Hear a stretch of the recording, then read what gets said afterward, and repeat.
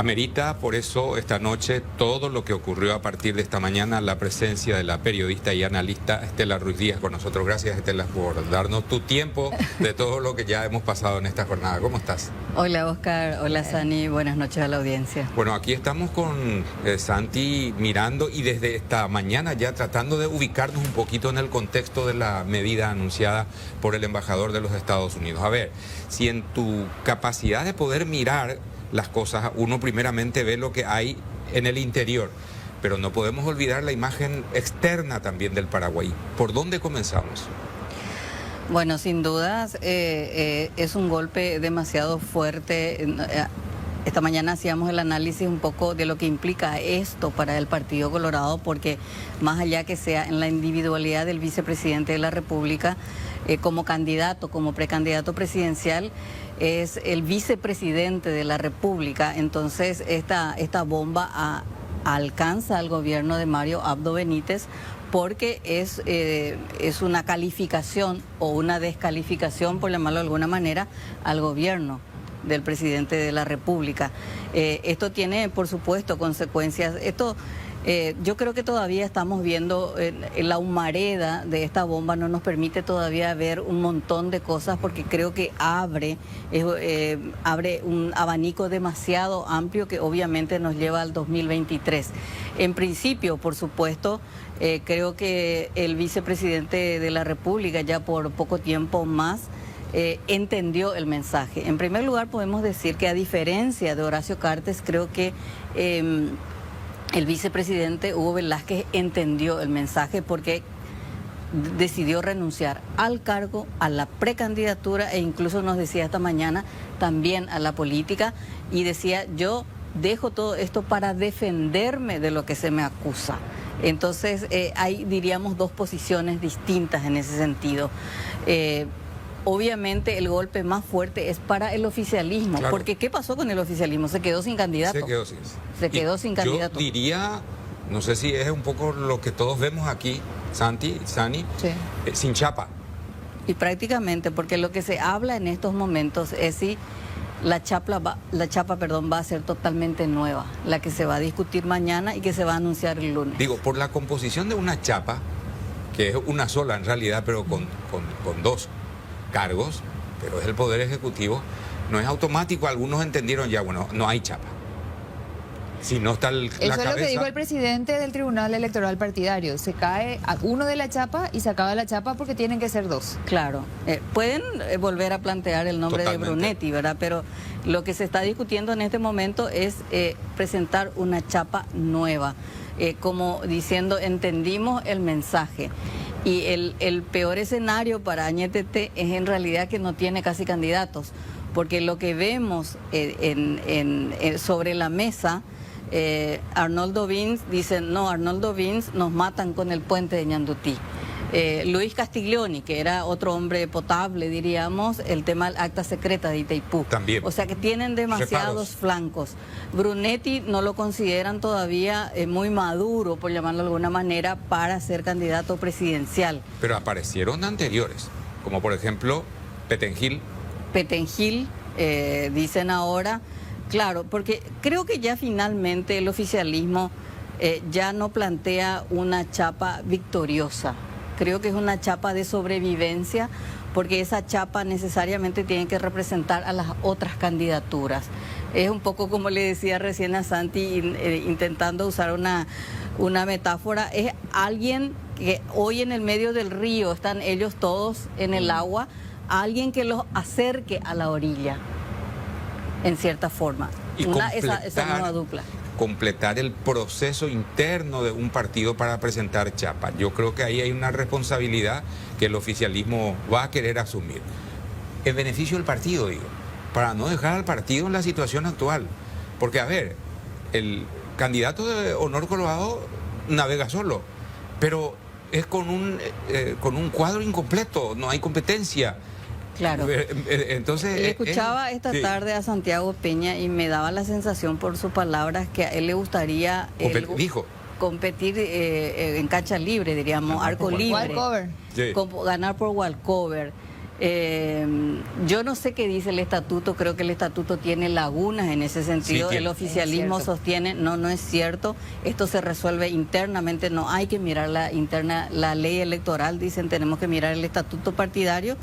Así que creo que tampoco le conviene a Santiago Peña ganar por walkover, porque él necesita legitimar Totalmente. su candidatura para competir o en el ganar por 2023. walkover o jugar contra un equipo de suplentes. De todos modos, igual se creo le que el facilita escenario mucho. es favorable para él, en cualquiera de las circunstancias. Marcaste un tema muy importante de inicio. Claro que afecta al gobierno de Mario Abdo, pero de lo que escuchamos y se reiteró hoy del mensaje del embajador, hizo un punto aparte importante, como señalando que sigue trabajando de cerca, a pesar de esto, con el gobierno de Mario Abdo. Claro, solamente que el gobierno de Mario Abdo tiene plazo. Es decir, creo que Mario Abdo le da un oxígeno hasta que él acabe su presidencia. Lo que le amputó Estados Unidos al oficialismo es su capacidad de futuro. Claro, lo deja sin margen, por lo menos. Sí, Santi. ¿Hay alguna fórmula, Estela, que, así como se habla dentro del Partido Colorado por parte de algunos actores, permita que Añetete finalmente se incorpore a una lista única que tenga algún candidato de consenso, como en algún momento pensaron que eso podía pasar? Reflotar concordia. Reflotar en la concordia. ¿Y cuál es la fórmula para que eso suceda? ¿Debe de poner a alguien su candidatura? ¿Debe ser la candidatura a la presidencia de la ANR que caiga en los dos movimientos importantes que permita eventualmente eso? ¿Cuál es la fórmula ahí? Yo no creo eso, porque no solamente lo que está en discusión es la chapa presidencial. Tenés 30.000 candidatos de un lado y 30.000 candidatos del otro lado. Los candidatos a legisladores, gobernadores de Añetete necesitan desesperadamente una chapa, porque por más que creo que acá el abrazo republicano se va a dar así como de facto, no hay alternativa, pero esos candidatos al Parlamento, a las gobernaciones, a las juntas municipales necesitan competencia, porque la competencia en ese escenario continúa. Entonces ellos necesitan de esa chapa para competir en diciembre. Pero ya hay gente operando para que, como lo que está planteando Santi, ocurra. Yo lo que creo que la operación va a ser que obviamente al caer el candidato principal del oficialismo, lo que evita, diríamos, ya esta interna es la interna sangrienta. Que es Yo lo creo que ya algunos dijeron, claro. Estela, al día de hoy. Basta, pongamos punto final acá y trabajemos otra. ¿Qué otra cosa se puede trabajar? Abrazarse o morir, decían algunos. Exactamente. ¿Qué otra cosa se puede trabajar? Y lo saben. El Consejo de Ancianos siempre funcionó en el Partido Colorado, de verdad. Sin que ello sea, digamos, para excluirlo. Pero yo creo que los otros candidatos a las gobernaciones no van a exigir la presentación de una chapa, van a exigir la disputa, porque la sobrevivencia de esas dirigencias regionales depende de la competencia. Claro, porque hay cargos internos también. No nos olvidemos que el Partido Colorado tiene más de 72.000 candidatos a cargos electivos nacionales, pero también partidarios. Partidarios. ¿Verdad? Y cada uno en su feudo va a tener ya tiene un compromiso atado con su gente. Totalmente. Y el del exterior, digo, en estos últimos tiempos comenzó de nuevo el discurso antiimperialista que no habíamos visto, y menos todavía. Yo no recuerdo, si tu memoria funciona mejor, de algún sector del Partido Colorado que haya condenado la intromisión en los asuntos internos, salvo el estronismo, con aquellas bombas incluso lanzadas al patio de la Embajada Americana en su momento. Pero esa es la imagen que yo te decía. ¿Cómo se ve eso? Intromisión en los asuntos internos del Paraguay. Sí, yo creo que ese es más un discurso interno también de los movimientos o de los afectados. Y creo que es el discurso del cartismo, básicamente, porque el que le saca dramatismo a esa situación hoy es Hugo Velázquez. Hugo Velázquez no tomó ese camino de la confrontación, de la persecución política, porque ¿qué es lo que pasó también con la designación de Hugo Velázquez? Que la bomba también cayó en el partido de gobierno o en el gobierno mismo. Le quitó el discurso de persecución política a Horacio Cartes, porque ellos dijeron, esta es una persecución política hilvanada entre el gobierno de Mario Abdo y Estados Unidos, es una persecución.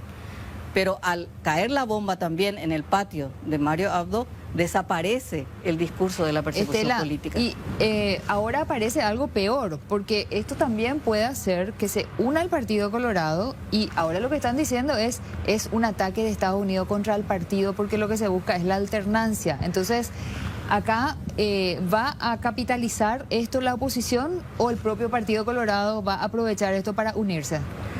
Sí, yo creo que en cierto término el metamensaje de Estados Unidos es no más Partido Colorado, y creo que las razones sobran, pero creo que al hacer la elección de ambos movimientos, el mensaje final, el mensaje político de esta decisión es apuntar contra el Partido Colorado. O sea, tenemos a los dos referentes más importantes, uno significativamente corrupto y con vínculos con el terrorismo, y el otro también con corrupción. Me parece que la definición está hecha. ¿Cómo lo van a capitalizar? Por supuesto, eso los dos van a hacer. El Partido Colorado se va a broquelar y la Concertación tiene ahora un discurso poderoso. Casi diríamos que el 2023 va a ser una elección ética. En esa construcción del enemigo, donde se habla de ahora van contra el Partido Colorado, como estaba planteando Sami, hoy incluso instalaban aquello de esto es equiparable a la ANR nunca más. Y lejos de golpear al Partido Colorado, fortaleció al partido, porque quienes desde su lógica colorada tomaron el mensaje salieron a defender a su partido. Ese fenómeno se puede dar si la oposición no es capaz de capitalizar. ¿Y qué debería hacer para capitalizar este momento político? Bueno, yo creo que tiene el discurso entregado en bandeja de plata. O sea, con la decisión de Estados Unidos, ¿qué es lo que está diciendo?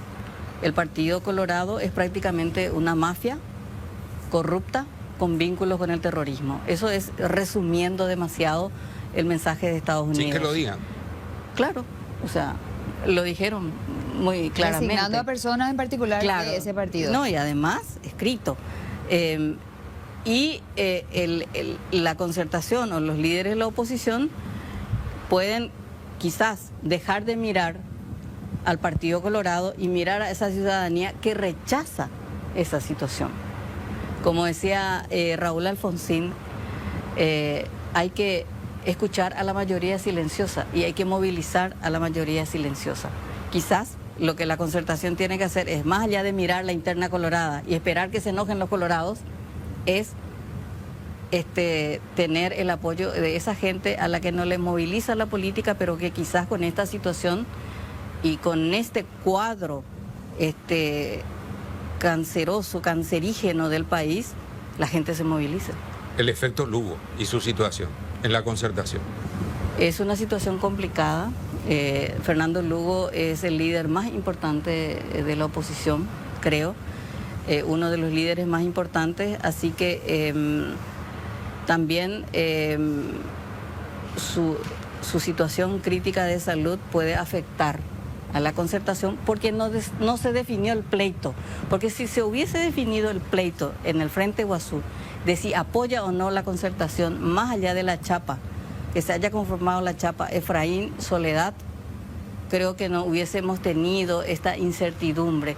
Pero yo creo que si Fernando Lugo no se recupera de esta situación, se van a disputar los del Frente Guazú el testamento político de Lugo, y cada uno va a decir según sus propios intereses qué es lo que quiso Lugo.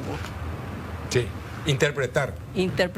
Y ahí estamos probablemente ya para ellos sin mucho tiempo. Sin mucho tiempo. Estuvimos con Esperanza Martínez el miércoles en NPI. Ella nos decía que en el martes en el Yemonguetá, Fernando Lugo dijo a la dirigencia de los partidos que él estaba de acuerdo con permanecer en la Concertación. Pero eso ya es una cuestión de debate interno. Bueno, ahora a esperar resolver legalmente, digamos, jurídicamente la situación del Partido Colorado, porque no sé si el posible arreglo político se pueda dar si miran los estatutos. Hoy escuché al presidente del TEP del Partido Colorado decir que él no podía opinar acerca de este tema porque, como dijiste de inicio, aparentemente hay lagunas importantes. Nunca se pensó que podía ocurrir esto. Y entonces Sí. hay que ver cómo se... El antecedente sí. más cercano que tenemos es la conformación de emergencia de Raúl Cubas Argaña. Sí, Pero ya era candidato, claro. no Pero ya eran precandidato. candidatos, Claro, por eso. exactamente. Gracias, Estela. Por favor, Muchas gracias a ustedes.